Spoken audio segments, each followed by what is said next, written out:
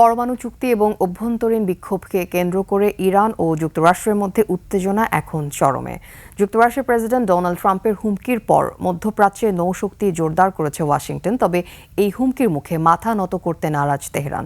সর্বোচ্চ নেতা Ayatollah Ali Khamenei স্পষ্ট জানিয়েছেন, কোনো হুমকিতে বিচলিত হবে না ইরান। তাফসির ফিজার রিপোর্ট। সানবিট সব দিবে সামাল। সানবিট ম্যাজিক প্রেস ডিশওয়াশিং এর মাথা ঘোরানো সলিউশন।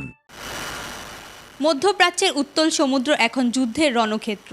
মার্কিন প্রেসিডেন্ট ডোনাল্ড ট্রাম্পের বরাবর হস্তক্ষেপের হুমকির পর এরই মধ্যে অঞ্চলটিতে মোতায়েন করা হচ্ছে বিশাল নৌবহর।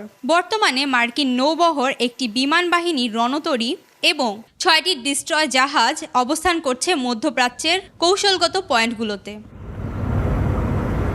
তবে ওয়াশিংটনের এই রণসজ্জাকে কেবল মনস্তাত্ত্বিক যুদ্ধ হিসেবে দেখছেন ইরান। দেশটির সর্বোচ্চ নেতা আয়াতুল আল খামেনি সাফ জানিয়েছেন, ইরান আগ বাড়িয়ে কাউকে আক্রমণ করবে না, তবে আক্রমণ হলে তার জবাব হবে অত্যন্ত কঠোর।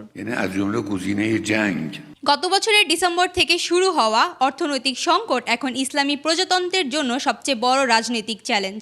বিক্ষোভ দমনে নিরাপত্তা বাহিনীর কঠোর অবস্থান নিয়ে সরব আন্তর্জাতিক মহল। পাল্টাপাল্টি হামলার পর উত্তেজনার মাঝেও টিকে আছে কূটনৈতিক ক্ষীণ আশা। তেহরান জানান, তারা আলোচনার জন্য প্রস্তুত, তবে তা হতে হবে ন্যায্য।